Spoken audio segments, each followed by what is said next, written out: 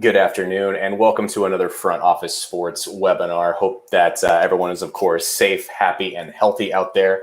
I'm Joe Londergan, excited to be talking with you once again. As we see more and more North American sports leagues return to action in the wake of the COVID-19 outbreak, we know that for fans and venue managers alike, things are going to be very different from here on out, at least for the next 6 months or so. It's going to take the right strategies and the right tech to keep everybody safe, happy, and healthy. So this is the subject of today's discussion in in partnership with our friends at Samsung. Super excited to have them with us. So without further ado, let's go ahead and meet our panelists. First, from the Samsung side of things, we have the Vice President of Samsung Electronics North America, Brett Unzicker. Really excited to have you with us, Brett, and excited to hear your insight on this. Great. Yeah, thanks, Joe. So Brett Unzicker, I lead a team. I'm responsible for live events, entertainment, and spectaculars. So live events, think sports; entertainment, think entertainment districts. Obviously relevant to this conversation. Really appreciate the time. Looking forward to one, sports getting back, and two, how we can help.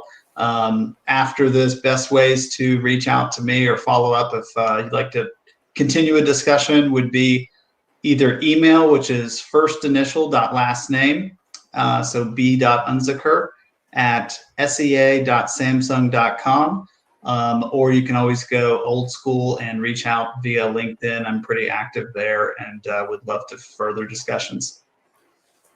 Fantastic. And making up the other half of our panel from HAVRION, their Chief Technology Officer, Mr. Daniel Rodriguez. Excited to have you with us as well, sir.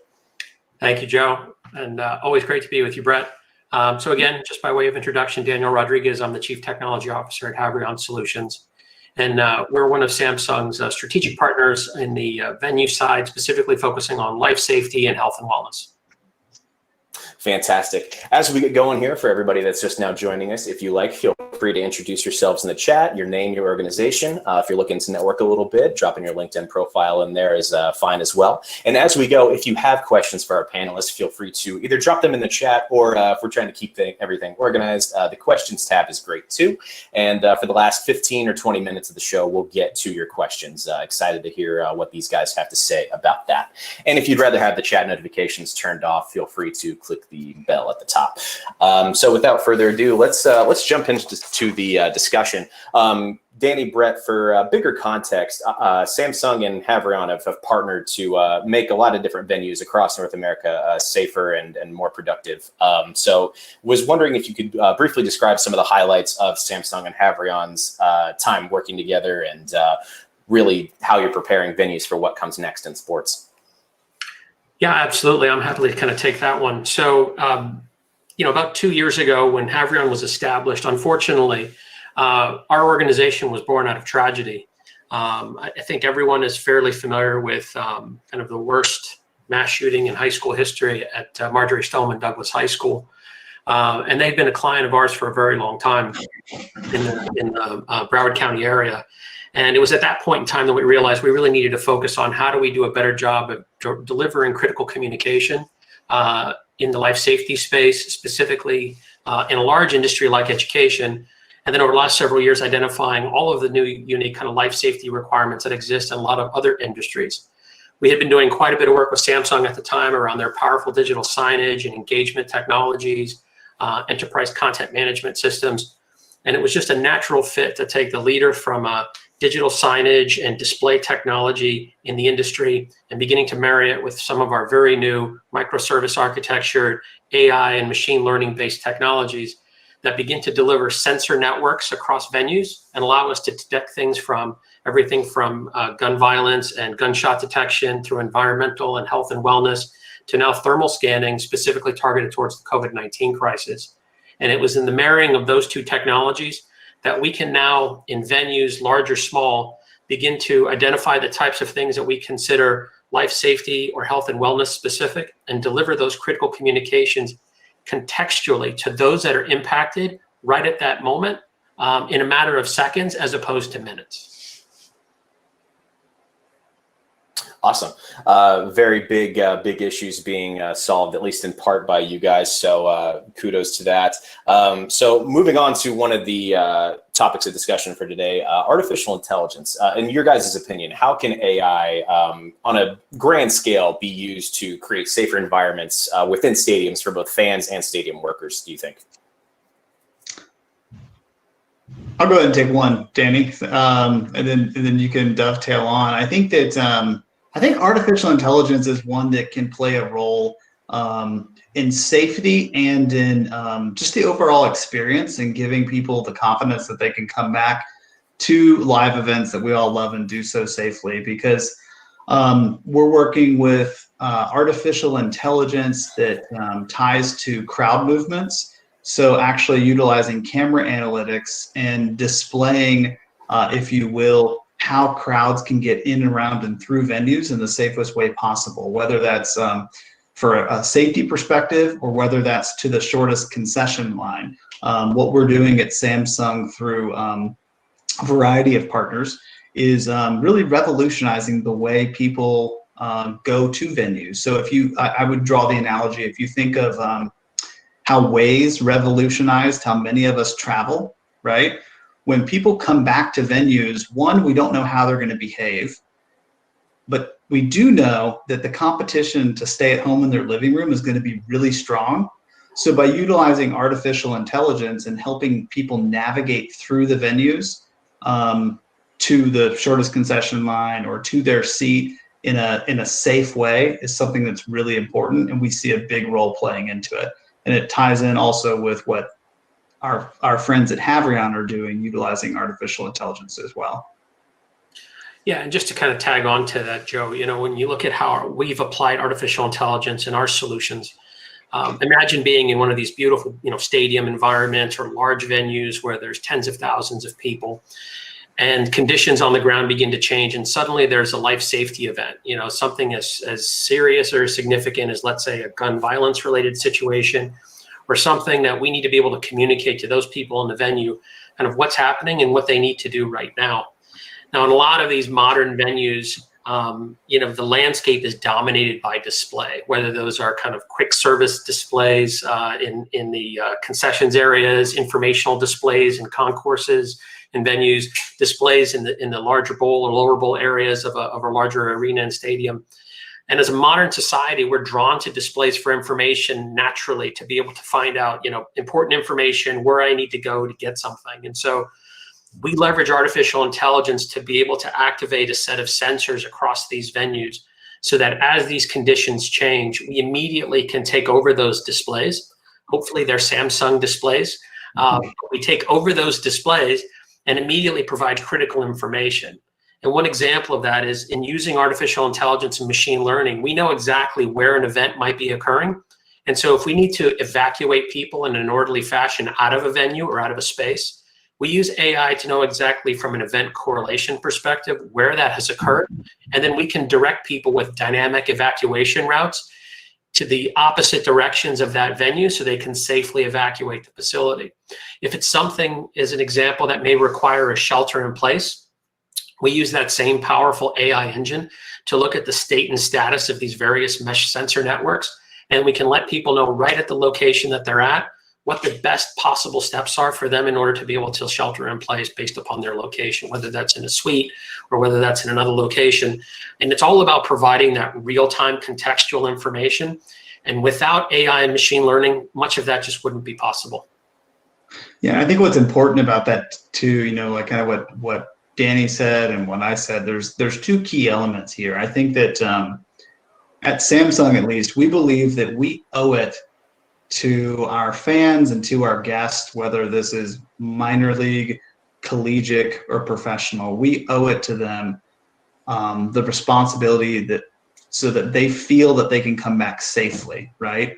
And whether that's safely due to the virus, whether that's safety due to, you know, as Danny said, conditions on the ground might change and there's an explosion, right? That's one way that we're utilizing artificial intelligence and partnering up. And then another is just the overall experience, you know, because when people come back, it's going to look and feel different.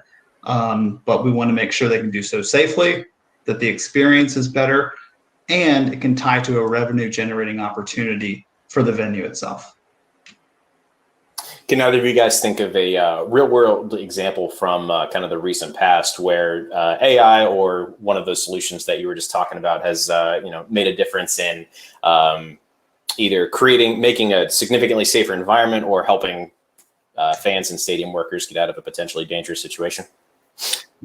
Yeah, I mean, I can give you a couple of just real short-term examples. With the COVID-19 crisis, we've been very busy at HAVRION in working with partnership with Samsung in helping businesses reopen and restart. And through that process, it's all about really focusing on kind of two critical areas that I think those that are in the entertainment and the arena and the large venue space are all trying to also begin to identify how are they going to be able to safely reopen and restart many of these large public events. And in the work that we've done in just the last 60 days in hundreds of customer environments, it's been all about focusing on the symptomatic and asymptomatic potential carriers of the virus, and how can we accurately, very efficiently and quickly create these scanning experiences so that we can leverage new technologies like thermal scanning, tie that directly into our existing AI backend, and then really begin to focus on embracing the customer and or employee in that process.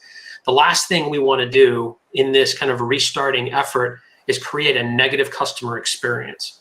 So how do we take this new requirement, new guidelines that we need to adhere to? How do we leverage new technology like thermal and smart display signage networks, sensor networks, to be able to embrace customers in that pre-scan, during the scan, and post-scan process, so we can drive a consistent and equitable experience. But at the same time, when the results of, let's say, that thermal scanning as someone's trying to gain access into a venue may look positive, and we need to create a secondary set of processes, that we embrace that customer, we embrace those employees, let them know, number one, we care about health and wellness, we care about them as the individual, and we want to make sure that we create a very positive experience for them, not leaving them with more questions than they already had, maybe walking into a venue where they were coming in, getting ready to enjoy an event, and now suddenly they're being faced with a decision that they may not be allowed access into that venue. What are the additional pathways? What are the additional experiences that we can create that are technology driven, but also drive a lot of accuracy and equity in the process? Yeah, Danny, I think that's a really good point. And I would add, as somebody that talks to people responsible for venues all day, every day, I'll give you an example of two different professional venues that are both in California. And they both had completely polar opposite responses to the data that we can provide. They both loved the data.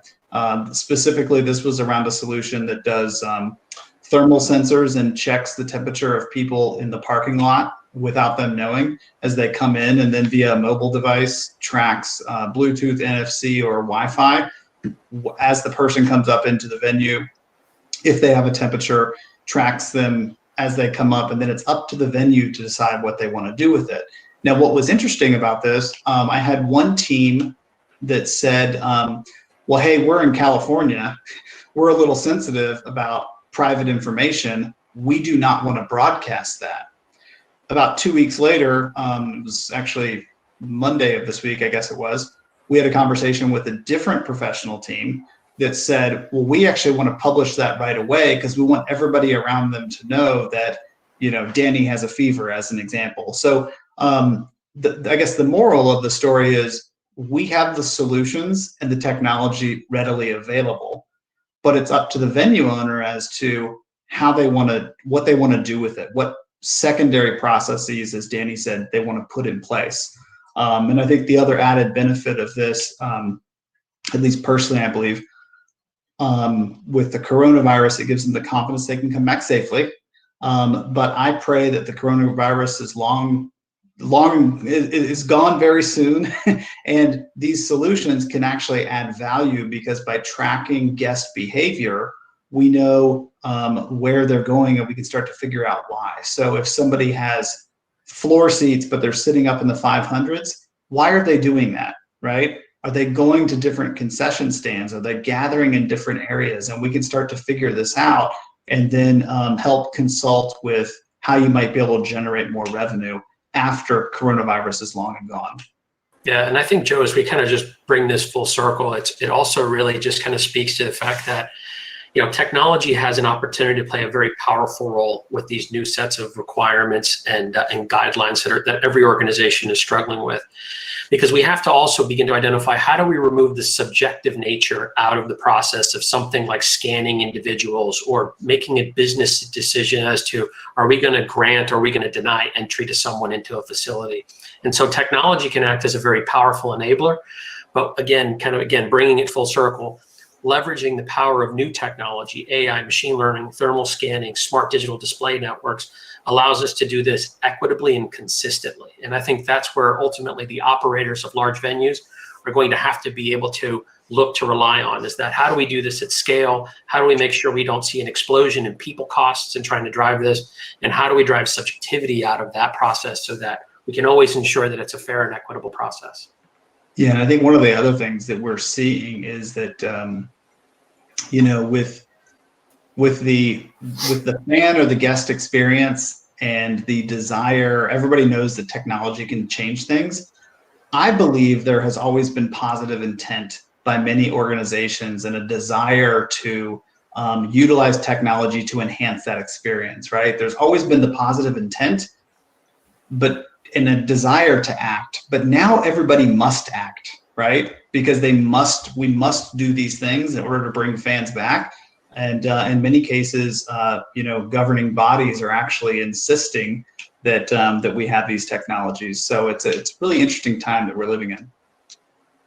Absolutely. And Danny, in particular, you mentioned kind of thermal scanning and some of these other technologies that people are going to have to be used to with all the new safety procedures and guidelines and all that sort of thing. I guess, what are some other technologies and procedures that venue managers are going to have to become familiar with, given how much everything's changing? Yeah, so it's, you know, when we think about really any organization, not just venue operators and owners, right?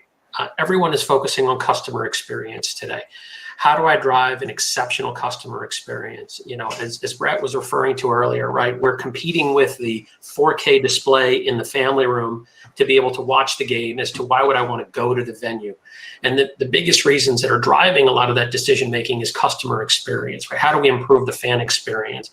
How do we create compelling experiences that uniquely define that relationship between brand and consumer that just gets lost, if you will, when you're not in one of these kind of immersive, purposely designed experiences. And so when we look at, you know, the power of technology to really drive a lot of this new customer experience, it focuses obviously on building an intimate relationship using technology between the brand and the consumer. It's about owning that relationship, not just at the time of the event, or, you know, if they happen to be a season ticket holder, that, you know, we have an elevated customer experience. We want to own that experience in perpetuity and more importantly, consistently. And so there's a unique marrying of technologies that obviously when they're in venue and outside of venue to be able to create those unique customer experiences. But then at a moment's notice, you know, inside of these venues, whether it's something that is, you know, as serious as an emergency communication, or whether it's a unique personalized fan experience, being able to use things like location-based services, personalized profiles, and then specifically things like social media to be able to engage that end customer to create those powerful experiences. The last part of that I also think has to do with specifically around venue design. And you look at a lot of the great work that Brett and his team are doing around the use of display formats and display technology, whether it's the large chandelier type display elements that hang in the middle of arenas, to the types of display experiences through immersive video wall. All of those create just a unique experience that the fan would never get outside of the venue. And then ultimately, how do we connect that type of experience long after that event is over to draw them back in next week to come to that next event? And I think a lot of that just has to do with the grandeur and awe of much of what Samsung does from a technology perspective. You know, we're all always impressed when we walk into these very well thoughtfully designed immersive customer experiences using technology. It really just also improves the value proposition, as Brett was talking about earlier, when now customers can feel safe, that they know that, right now the percentages are very low for people who say, I have confidence in going back to any kind of large public type of event. The more that we can begin to communicate as an industry, these are the steps that we're taking. We take health and wellness seriously. We take life safety seriously. And this is how we're creating these new types of experiences for our customers inside of these spaces. I think we'll continue to just drive more value for those owners and operators of venues. Yeah, I think that we're also seeing some really unique, to use Danny's words, experience requests, which also are revenue drivers. One is an example. Our factory actually just announced either today or tomorrow a strategic partnership with Forefront. Many of you know Forefront in the sports industry. But what we're doing with Forefront is we're actually taking some of the on-premise advertising that with stadiums or arenas at 25% capacity, those advertisers aren't getting the share or the number of eyeballs on those ads. So we're actually working with Forefront to put LED in on the first 1 to 8 levels of seating around an arena or a stadium. And so that allows for a couple things. One, they can then monetize that on-premise advertising. And then two, it also gives the players, regardless of sport, the feeling that they're not alone. There's conversations that we're having where fans could actually zoom in and be on those displays. So that's one unique experience, to use Danny's words, case that I think is interesting, and it's a revenue driver. Another one we're seeing is tailgating. We've had conversations with some universities as well as professional organizations that have said, hey, we know that we're only going to allow 50% capacity or whatever the number might be. However, our fans are so passionate. I live in Athens, Georgia. Go Dogs. I'm passionate. But our fans are still going to want to go tailgate. So could you set up technology solutions outside the venue where people are tailgating and they can still grill a burger and have a beer and watch the game while tailgating, even if capacity limits their ability to go inside? We're seeing that same type of thing with in some live districts. We were talking to a live district in New York City last week who said that with baseball coming back and the bars not being open, they were concerned that people wouldn't be able to watch America's pastime. So what they've asked us to do is actually put up technology and pipe in crowd noise into an open air setting where they're going to put up seating and serve food and beverages so people can sit outside and watch a ball game, if you will, because they can't do it in bars. So just really unique experience type things that we're seeing across the industry. Yeah, and Joe, when you begin to apply some of that thinking as to that kind of next generation customer experience under a lot of these new types of requirements and conditions, this continues to squarely put the responsibility on those venue operators to now extend the blanket of security and life safety and health and wellness capabilities out into the reaches of these new spaces that are being defined for customer experience. So it certainly makes the problem a bit more challenging, but clearly in partnership with Samsung, we have a lot of unique ways to be able to help our clients through these times. For both of you guys, what are some of the challenges around displaying safety or emergency information in stadiums or any other area where you have a lot of fans, a lot of consumers in one general area typically? And how do you solve those challenges? I'll say one, which I kind of touched on before, which is it's up to the venue owner or the team as to what they want to do with it. Getting the information is not, it is, it's not easy, but we have the technology to obtain this information in a variety of different solutions. Some that do stop people as they walk in to a venue, and that's what people want, like a kiosk. Some that are done without the fan or guest knowing. But the real question is the one that you asked, which is, what do people want to do with the data? And that's where I gave the California analogy. We're hearing very different opinions And I personally don't know if I have the right answer, but I think that's really the biggest challenge is people are trying to figure out, okay, Samsung and a partner, Samsung and HAVRION, whoever it is, got us this information. How do we act on it? Like what do we really want to do? I don't know, Danny, if you have thoughts there. Yeah. So when we think about how we drive data-driven processes specifically around life safety and health and wellness, in Brett's example, we have clients that want to be able to publish kind of anonymous dashboards, if you will, of venue-specific information. So we've had 1,000 people come in. We've successfully scanned 1,000 people, 990 no problem. We found 10 that did. And then the one thing that we rarely as an industry that we can be forgiven for is that we're racing to bring new technology and new capabilities to help clients through these challenging times. What we typically can't be forgiven for is a lack of consistency and execution. I think we've all had that experience as we've all gone out back into the economy in different ways, and you'll go from one location to another, and the policies can vary wildly, the experience varies wildly, and in some cases it creates a very negative experience.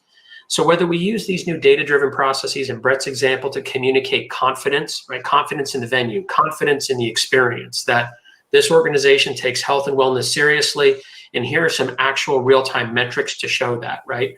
There isn't, a light that goes on and says, hey, Dan over there, he's not well, so stay away from Dan. But we can convey confidence in the fact that we are accurately and consistently delivering this, let's call it thermal scanning experience, and we've been able to now share with our customers the results of that. The second component when we think of life safety is, we've all been in a situation where we've heard a loud noise in a public venue. We've all been outdoors and we've seen something that suddenly immediately the question arises, for lack of a better term, fight or flight, right? What should I do right now based upon what I see beginning to unfold?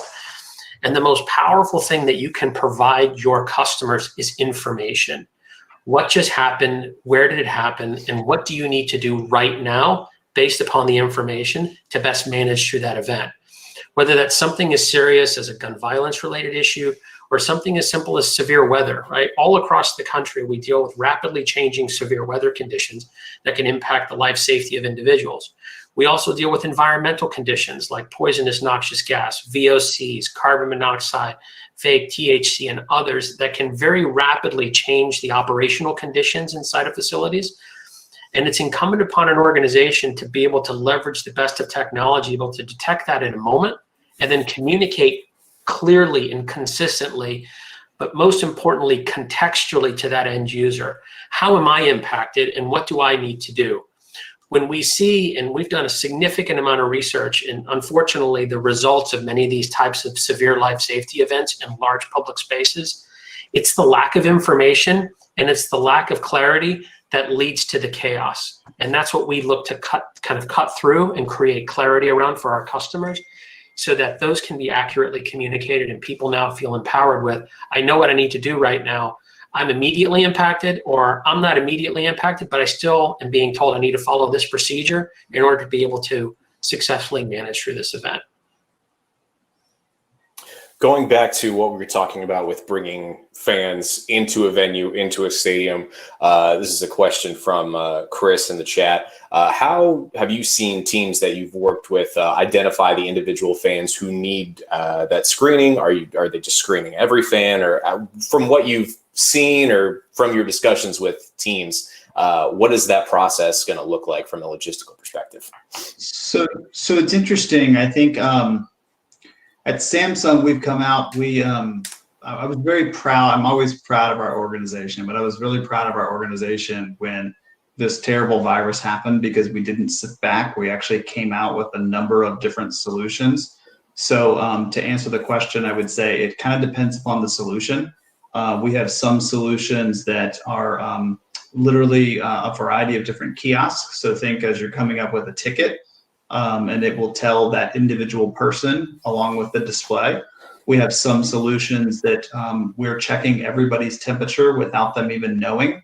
And by the way, if there's any attorneys on the phone, there's no GDPR compliance issues, there's no PPI issues. And then we track their movement through use of a mobile device, whether it be a cell phone, a watch, anything that has Bluetooth, Wi-Fi, or NFC in it. So so that's how we track them. It's either, you know, up front and each individual sees it, or it's without them knowing. Now, I will say we're talking to a handful of different organizations that are starting out by not doing their entire facility, and they're doing it right now as they're slowly bringing employees back and bringing players back, and they're just doing things like on one gate to test it out, almost as a slow rollout or a pilot, if you will, to see how that will work, because this is new to all of us. You know, the good news, I would say, from a Samsung perspective, a lot of our solutions that we've collaborated with were actually originally designed to track bad people with the federal government. So they're not new per se. It's just a new use case, if you will. Gotcha. Danny, do you have anything to add to that? Sorry, I didn't mean to cut you off. Yeah, no worries. I think, what's important is when in our experience, the last 60 days have been very, very busy as we focused on essential services and essential businesses and helping them reopen and restart. So you think of food processing, transportation, healthcare. Those are all have been the focus areas where we've gained a lot of experience in the application of this technology. And when you look specifically at the guidelines that have been put out by organizations like the World Health Organization or the Centers for Disease Control, they've made it very clear. And those guidelines tend to change over time as better and more information from healthcare professionals better understand the nature of the virus. But we have two primary missions when we think of the application of this type of technology. We have to 100% of the time catch a symptomatic individual. So someone who's clearly showing a certain level of general unwellness. And there are several characteristics and qualities that speak to that. Secondly, we have to make sure that from an asymptomatic perspective, that we now have new health and wellness policies that we need to now, in addition to, apply to this space. So for example, facial coverings, face masks, whether those are mandatory or recommended based upon a unique municipal order, state, or federal guidelines. We have to now begin to apply these processes uniquely and very specifically in each space. So as we look to the large venue and the sports venues, I think owners and operators are going to begin to think in terms of, we have the same requirement. We cannot just assume that people are being responsible and saying, I don't feel well, so I'm not going to go to the game on Sunday. As a matter of fact, some people are like, I don't feel well, I want to go to the game because that's going to make me feel better, right? Going to root on my favorite sports franchise. So we can't rely on people kind of making that responsible decision. So we have to begin to look at, how do we evaluate everyone that's potentially coming into our space? How do we do it in a very kind of rapid fashion, in some cases in an anonymized fashion? But then we have other clients, for example, in hospitality, who they're not in the business to essentially say, we're not going to allow a customer check into a hotel, but what we're going to do is we're going to do that thermal scanning at distance. If we have any concern that that individual might be symptomatic, we're going to, in the back office, begin to initiate other data-driven processes. Like, we're going to ramp up sanitization and cleaning efforts based upon how that individual moves through our facility. We're not going to deny access, we're not going to deny entry, but we're also going to be more responsible in the way that we handle people as they're coming in and out of our public spaces. And so it'll be a combination of strategies, it'll be a combination of processes on how we deal with that. But we do have to take seriously the guidelines that come from our healthcare professionals, from the specific organizations that understand the nature of how the virus itself moves through society, and then apply technology as best as possible to make sure, again, 100% of the time we're catching the symptomatic carrier, and then how do we apply new policies to those that are considered to be asymptomatic. Good to know. While safety is obviously the most important thing, people who come back to your venue aren't necessarily going to want to unless it's a fun experience, right? So how have you guys seen teams really ramp up and try to create, a positive experience, or at least in theory, since obviously we're still waiting on the return of the majority of sports in North America. But just kind of what are you seeing in terms of how fans are creating that positive, fun experience, and what technology is playing a role in that? Yeah, I think that's an interesting question. I think that there's a few things. There's one, I mentioned the tailgating atmosphere. They're saying, hey, you might not be able to get in the game because of capacity constraints, but we want to make sure you have a tremendously great tailgate, right? And there's technology at play there. I think that another one, we talked about the fans in stands, with forefront of actually having people zoom in to show the players that they're there. I think that, but at the end of the day, I think ultimately it's really about this seamless curated experience for fans that is mandatory to compete with the living room. If you go to a game, you're going there to forget, or at least this is my view. We've heard two different things from customers. A lot of people don't want to think about having their temperature checked when they walk up. Some people want to just know that it's being done with a thermal sensor, and they're getting to go into the venue and they're having the time of their life. Other venues want to go the other way with it and want to make sure everybody's checked. Again, I don't think there's a right way in either position, but we're seeing some interesting things about more displays in unique locations. So as the buildings are reconfigured, as an example, restaurants are having half the seating taken out to allow for social distancing. That's creating different opportunities to leverage technologies so that while they're having a meal at the venue, it's more fun, right? And also finding different ways of fan engagement, not only getting to the concession line with the shortest wait time, but also pushing information back to your mobile device. So I kind of go back to there was positive intent and desire with increased technology, but now, people have to do it to compete with the living room. It's just, we have to do it in order to get fans back. Yeah, and when we look at this kind of next generation customer experience, clearly everyone is deeply concerned about health and wellness, not only their own personal health and wellness, but those that are around them. And so I think it's going to continue to require organizations to really begin to focus in on how do we not only enhance the customer experience in the very traditional ways, but now how do we also convey that high level of confidence? How do we communicate the importance of health and wellness to our organization as we're delivering these new customer experiences? But also doing it in a way that's very privatized and in many cases as anonymous as possible, right? We don't, again, to Brett's point earlier, we don't want to have people show up at the gates to get scanned to come into a facility. And it becomes a very intimidating, it becomes a process that is off-brand. It doesn't support or promote the brand or the experience that particular owner or operator wants to deliver to their customers. So in many ways, they're looking at this type of technology and saying, how do we now make this a part of our everyday customer experience? And how do we promote that? So think in terms of, at the same time we're conducting a thermal scan, we're also putting you in the action, right? So your face can be superimposed on your favorite sets of players that may be on the beautiful Samsung video wall displays that are surrounding the thermal scanning experiences.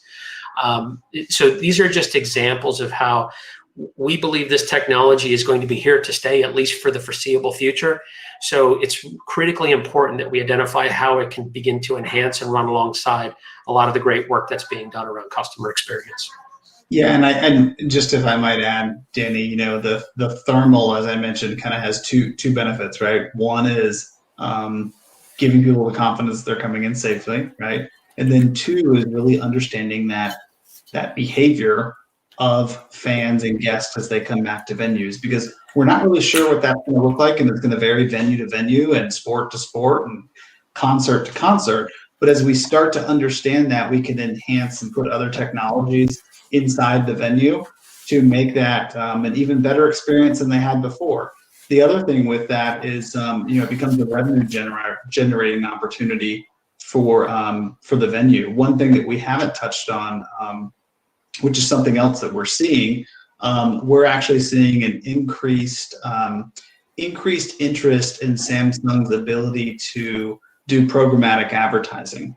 So we can dynamically change the ad profile to where if all of a sudden a bunch of people walk past that are half the average height, we know that it's children, and we can send the right message to the right guest at the right time, right? And that's the type of thing that with a very little lift from manpower, all done via technology, right? So if we can do those types of things to generate revenue faster and shift resources over to something that we might need to put resources on, like a process behind thermal sensing, these are all types of things that we're seeing and how they tie, safety and experience and revenue generating. Yeah, and my last point on this as well is contactless has begun to dominate really kind of every type of service delivery across really every industry that we support today.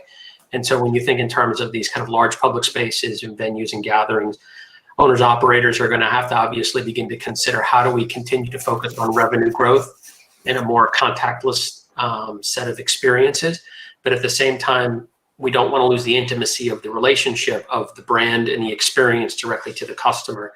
So how can we begin, again, to leverage technology, location-based services, immersive display experiences, to understand that, we're seeing a split in society, if you will. Some that are, increasingly concerned about the health and wellness and the impact on them personally, and others who are just like, I'm over it. I want to get back to life as normal, right? So I don't have an issue waiting in the line for a pretzel for 30 minutes in between halves. And others may say, I want to stay right at my seat and I want that pretzel delivered in a contactless fashion so that, I can continue to enjoy the in-game experience. And so I think a lot of this is going to have to continue to influence the way that we deliver and develop solutions that are revenue generating.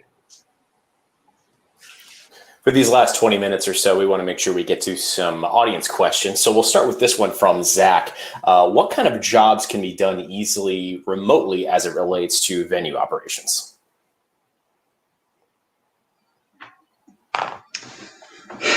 That's an interesting one. It seems like it'd be tough to answer, but I don't know if any, based on your guys' experience. I mean, in most of the conversations that I'm having right now with operators, most of people that are at venues right now prior to sports coming back, it's mostly the operators that are there trying to figure out the technology, trying to figure out things like, I'm sure all of us now, when we go to the grocery store, you notice how there's the arrows that tell you this row goes, this aisle goes this way, this aisle goes that way. They're doing things as simple as things like that, but a lot of that requires work for them to be on site. I'm seeing more of the people, and there's probably people on this call that are on this side. I'm seeing more of the people on the partnership activation side, sponsorships, ticket sales, doing work at home, where I'm seeing more of my friends in ops that are actually at least going to their facilities some right now. Yeah, and the only thing I would add to that is, as we look at these new requirements around, let's say, for example, thermal scanning, health and wellness, I think the last thing we want to do is have to, employ a large workforce of individuals wrapped in PPE at the gates, making a decision on health and wellness. So through the use of our technology, we actually allow organizations to remotely control that experience when they're tied specifically to access control. So successful thermal scan, the turnstile opens, you're allowed and granted access. It's unsuccessful thermal scan, we provide important information as to where you need to go next. That may drive a secondary scanning process, or again, another customer experience enhancing related process that we've defined. But at that point, we don't really require people at that point of interaction in order to drive those experiences. And a lot of that can be done remotely and driven remotely by a remote workforce. So I think as we look at traditional and then obviously some of these new requirements, there's an opportunity to drive much of this from a remote perspective. Interesting. You talked about, from fan to fan, their feelings on the safety procedures are going to differ, but do you foresee any concerns with consumer consent when it comes to like the thermal scanning and that kind of thing, as far as the technologies that you mentioned before? And that comes to us from John in the chat. Yeah, great question. We're seeing this in industry today, right? And the challenge is that there are a number of solutions that have begun to make their way into the market that tackle just the scan. So they basically, you walk up, conducts a thermal scan, takes your temperature, and then at that point, communicates either in a very overt fashion the results of that scan. We have found it's critically important that we focus on the pre and the post. On the pre side, as the consumer, I'd like to know what it is I'm about to subject myself to, right? And I may choose, hey, I'm okay with that. And in some cases, I may choose, I'm not okay with that, right? So clearly communicating on the pre-scan side. Number one, what are our health and wellness policies, right? What do we expect of our guests when they're in our large public venues? Number two, what are the policies and how are we employing enforcement around those policies, right? We want to make sure we create a healthy and safe experience for everyone. And in order to do that, we're conducting anonymous thermal scanning, right? So now me as the consumer, I can make the decision, the informed decision. I'm okay with that. We can do that. And if I don't pass that thermal scan, clearly communicating on the front side, what's now available to me as the consumer as far as my next steps. I do know that obviously if I don't scan positively and everything's good, I'm going to be given access to the facility and I'm here to enjoy this great event. It's critically important that consistently and equitably we communicate on the front end what we're about to do. And what that immediately does is it disarms everyone who has a concern about what's about to take place, because they clearly understand how it's going to impact them personally and allows them to make that decision before they ever walk up to a thermal scanning unit, what it is that's about to happen. And then kind of the next point is doing it fast and efficiently. The last thing we want to do is, fans, complain about, the parking experience, or it took way too long for me to get into the restroom facilities during halftime or whatever it might be. The last thing we want to do is create an experience around health and wellness that now creates more of a negative customer experience. It took me forever to get into the gates because, they do this thermal scanning and it's really slow, right? Even when we think in terms of something that's 5 to 10 seconds long or can be arbitrary or subjective in nature, multiply that times the number of potential guests, and that can exponentially get way out of control. So we focus on, milliseconds, if not sub 2 seconds, in the ability to scan and successfully determine the general health and wellness of somebody and whether they should be given access or not. And I think that's a really good point, Danny, in terms of we want, when you think about these solutions, which everybody is pretty much going to need to implement, how do you calculate an ROI on that? And I think that if Danny and I go to a ball game and we both decide, wow, that experience was really rough because we had to, going through the ticket line took 20 minutes and, there were all these issues with it, we might not come back. And I think that the retention rate of fans coming back to games, or an increase of fans coming back, I think would really show ROI of people getting confident that they can do so, and also that, hey, the experience actually is really great, even though it looks different. Yeah, and just to build on that point, Brett, I think, you had mentioned earlier, people look to these types of events to escape, right? We're just surrounded by all the negativity, the news, what's happening, and it's getting worse, and spikes in 12 different states. And just take that same customer experience, that same fan experience. I show up at the venue. It's a quick, efficient process, 2 seconds. I feel great. The scan says I'm great. Walk in, and now there's a certain amount that I can now let go at the door. I don't have to worry about, is the person behind the concession stand feverish and unwell, and that now they might be transmitting something to me. I need to worry about the person that's sitting 2 seats away from me with new social distancing policies. If that individual needs to walk past me to get to an aisle exit, I can just begin to kind of let my guard down, enjoy the experience, because I know that this organization takes health and wellness seriously. And because I was willing to take part in this experience on the front side, I can now really focus in and enjoy the experience at that venue. Without that, again, it just doesn't create confidence in the experience. And I think that's going to slow the return for a lot of people. I think the more quickly, and to Brett's point, that this becomes part of our next steps moving forward, that we embrace it, but we use it as a way to enhance the customer experience, I think will continue to rapidly accelerate us getting back to normal.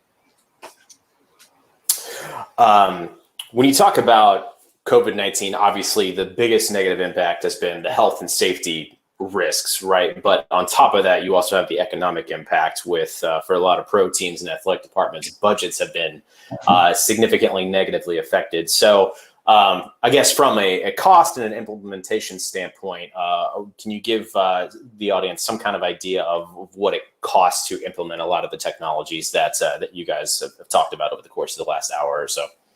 I think I would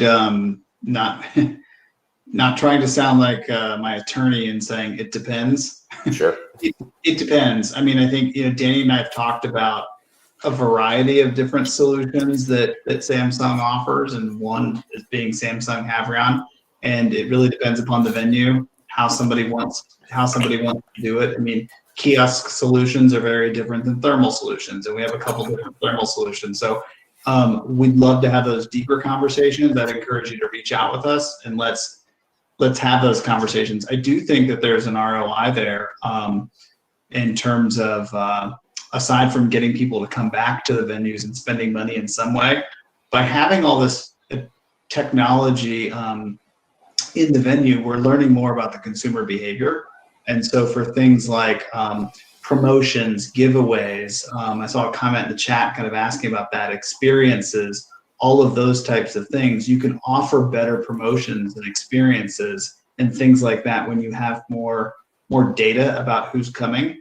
And we don't know, is it the diehard fans that are going to come back, or is there going to be, are there going to be people that were diehard fans, but they're at high risk, so they're not coming? And it's actually people that really weren't sports fans, but that are so sick and tired of being cooped up in their house, they start coming, right? So what do you offer them? And this is where the technology really comes into play to create those special promos and that targeted advertising or programmatic advertising that we can do to really drive revenue quickly. And that's another point I would really bring up with this audience, is that obviously a lot of us have lost money because we haven't had people there, whether it's for concerts or for sports. And we would really encourage you to think about, what are you going to do to turn revenue quickly and make sure people are spending money. And we'd love to have those conversations with you. Yeah, my only comment on the cost side of this is that, we've worked very hard at identifying a couple of important facts. Number one, this is unbudgeted for everyone, right? Nobody put in last year's budget, hey, we need to have, money for a pandemic, right? So we had to focus on costs very, very seriously. So within our solution lineup, they can start small and scale up. But at HAVRION, our solution has always been built for the enterprise. And where we find that costs can really begin to get out of control is that when venue operators now are tackling all kinds of not only life safety, but health and wellness challenges, that siloed or independent systems that aren't well integrated, or an enterprise approach to the deployment of the technology, can get very expensive, difficult to manage over time. And so where we sit at HAVRION, we already have an extensible framework of sensor-based technology. So for us, it was simply just adding thermal sensors to the existing data-driven processes that we drive using the AI and the ML specific core sets of technologies. And then the outcomes we deliver are all driven through that powerful Samsung display experience. So we have really focused on cost containment and have identified several different successful models for our customers to start small and start quickly, but then very quickly take those same investments and scale into the enterprise.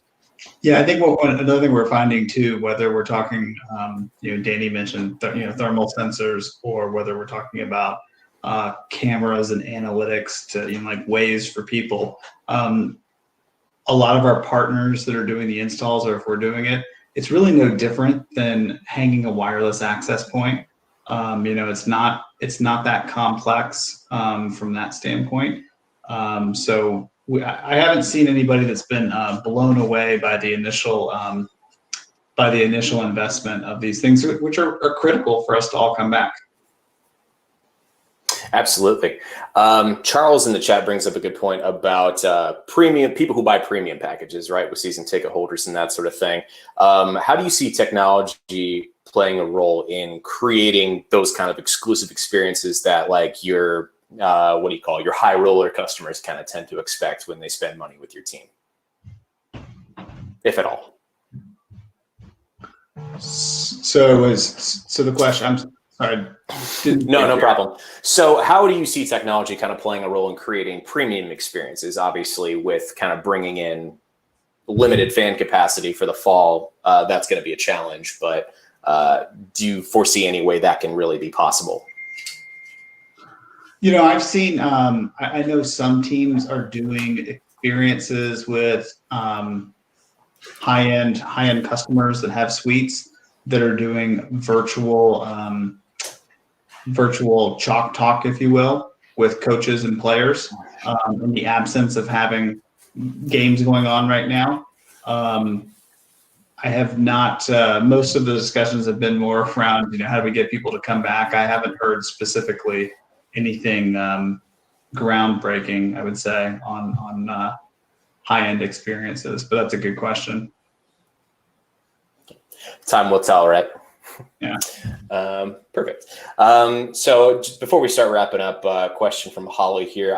Say you do find someone who you tend to be a safety risk or a health risk for other people within the stadium. What's kind of the procedure, at least in theory, from the discussions that you've had in terms of removing that person or persons from the venue?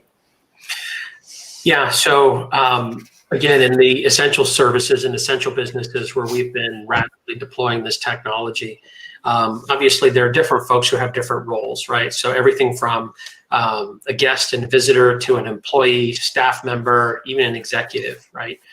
And each of those in many ways define a different level of engagement and a different type of communication, right? The last thing we would want to do is, again, create a negative customer experience for a VIP, right? Who's now coming to the game and suddenly, hey, we have to equitably deploy our ability to manage against these compliance and new guidelines requirements. And the last thing we want to do is turn away that high roller, VIP client because of that. So, and then there's also, from a governance, risk, and compliance perspective, how do we ensure that the policies that are being defined by organizations to deal with those that we have to create an intervention around are equitably delivered, right? The last thing we need is for one customer to have a very negative experience while others may have had the same result, but a very different customer experience. And so it's about defining, again, as we talk about it, in 3 distinct phases, and this would be our recommendation to anyone who's beginning to navigate some of these challenging waters, is focus on the being able to communicate very consistently and specifically what our policies are and how we're enforcing those policies. In the during phase of it, let's call it that, during the scan, efficiently and accurately communicating the results of that. And then on the post-scan, having equitable delivery of those experiences. So if someone is, let's say, does not meet the threshold or does not meet the requirements, how do we discreetly communicate that? We don't want to embarrass somebody. We certainly don't want to uniquely identify them in the group that, hey, you have an issue. So how do we discreetly communicate to them where they can go to get additional information? Maybe, as Brett was talking about, we tie that directly to our promotion. Hey, we'd love to see you at the guest window before you enter the venue. We have something special to give you. And maybe it's a fan pack, but at that time, we can also conduct the secondary screening. And if at that secondary screening, it's now determined by a healthcare professional that they are generally unwell, then maybe we can create a secondary experience for them outside of the venue, or provide them with a QR code or more information so that we care about you. We hope you feel better soon. We'd love to have you back at the venue, in the next 2 to 3 weeks. And here's a QR code for a coupon for a free combo meal the next time you can, join us at the venue. It's about embracing that customer, regardless of result, and as well as embracing our employees so that they understand that, again, if, imagine as an employee showing up to a venue and we have our employees entrance and we're kind of created this thermal scanning experience to make sure 100% of our employees are in good health and wellness to be able to service our customers.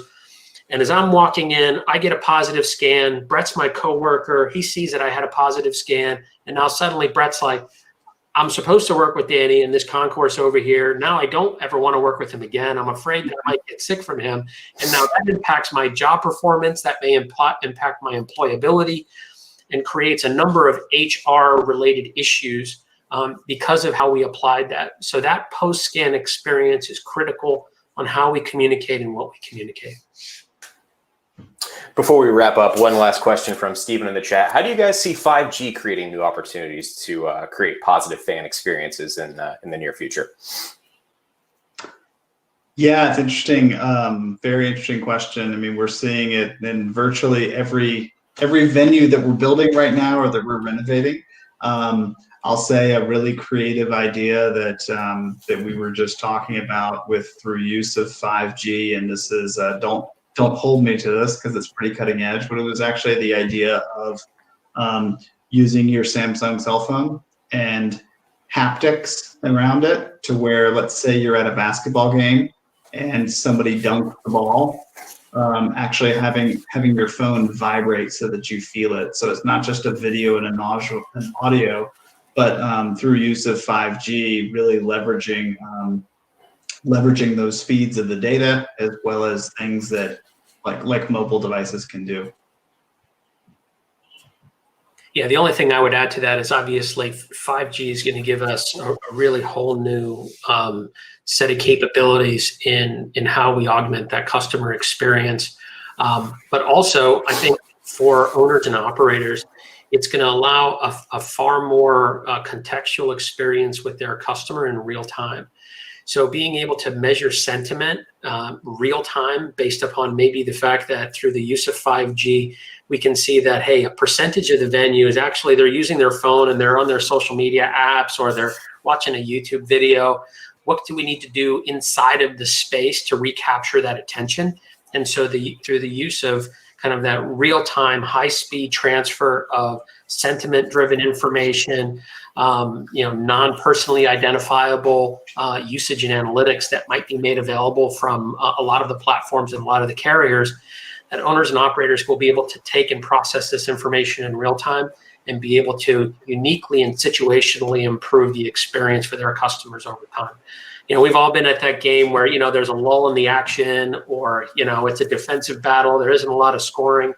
And so how do we make sure that we keep people engaged and tuned in to the product on the field or the product being delivered in the venue? And we think 5G can play a big role in that. Fantastic. Well, time flies when you're having fun. Certainly hope everybody in the audience enjoyed themselves, and hopefully we were able to get to your questions and teach you something about what venue management is going to look like over the course of the next year, 6 months or so. I want to thank our guest, Brett Unzicker from Samsung and Mr. Daniel Rodriguez from HAVRION. Highly encourage all of you to connect with them offline if you want to learn more about all the stuff that they talked about over the course of the last hour. If you want to get notified when we do more of these webinars, highly recommend you subscribe to the Front Office Sports newsletter, which you can find a link to that on our Twitter page as well as on the website itself. But until we talk again, hope you all stay safe, stay happy, stay healthy, have a wonderful 4th of July holiday, and we will talk to you very soon. Have a great rest of your day. Bye. Thanks, everybody.